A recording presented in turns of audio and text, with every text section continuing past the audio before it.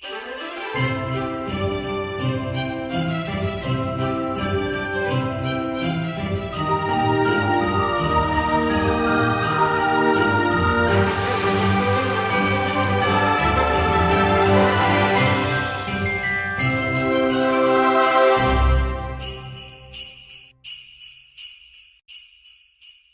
ഏറ്റവും സ്നേഹമുള്ളവരെ, ഫെദേ മിനിസ്ട്രിയുടെ എല്ലാ സഹോദരി സഹോദരന്മാർക്ക് ഏറെ സ്നേഹത്തോടെ ആഗതമായിരിക്കുന്ന ക്രിസ്തുമസിൻ്റെ ആശംസകൾ പ്രാർത്ഥനയോടെ നേരുന്നു.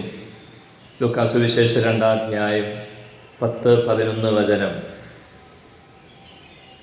ഇതാ സകല മർത്യർക്കും വേണ്ടിയുള്ള സന്തോഷത്തിൻ്റെ സദ്വാർത്ത ഞാൻ നിങ്ങളെ അറിയിക്കുന്നു.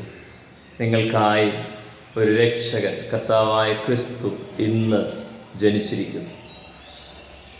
ഈ ദിവസത്തിൻ്റെ സന്ദേശം ഇതുതന്നെയാണ്. നമ്മുടെ ജീവിതത്തിൽ നമുക്കായി ഒരു രക്ഷകൻ. ഏതെല്ലാം മേഖലകളിലാണോ നമ്മൾ അസ്വസ്ഥതയും പ്രതിസന്ധി അനുഭവിച്ചുകൊണ്ടിരിക്കുന്നത്, ആ മേഖലകളിലേക്കുള്ള കർത്താവിൻ്റെ കടന്നുവരവാണ് ഈ ദിവസത്തിൻ്റെ സന്ദേശം. ആ പ്രതിസന്ധികളിലേക്കുള്ള ഈശോയെ ക്ഷണിക്കുക എന്നുള്ളതാണ് ഈ ദിവസത്തിൻ്റെ അനുഗ്രഹം. നമുക്ക് സാധിക്കട്ടെ. വിവിധ മേഖലകളിലേക്ക് ദൈവസാന്നിധ്യം നിറയട്ടെ.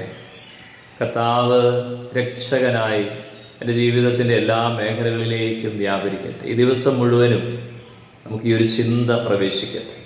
സുഭാഷിതം 3:6 വചനം പറയുന്നില്ല, നിങ്ങളുടെ എല്ലാ പ്രവൃത്തികളും ദൈവവിചാരത്തോടെ ആയിരിക്കട്ടെ, അപ്പോൾ അവിടുന്ന് നിങ്ങളെ വഴി നടത്തും. ക്രിസ്തുമസിൻ്റെ സന്ദേശം ഇതാ. രക്ഷകനായ ഈശോ ജീവിതത്തിൻ്റെ എല്ലാ പ്രവൃത്തികളുടെയും നിയന്ത്രണം ഏറ്റെടുക്കുകയാണ്, നമ്മൾ സമർപ്പിക്കുകയാണ്. സംഭവിക്കട്ടെ. ദൈവം അനുഗ്രഹിക്കട്ടെ. ആഗതമാകുന്ന പുതുവത്സരത്തിൻ്റെയും ആശംസകളും പ്രാർത്ഥനകളും നിങ്ങൾക്ക് എല്ലാവർക്കും നേരും. ദൈവം അനുഗ്രഹിക്കട്ടെ. ആമേൻ.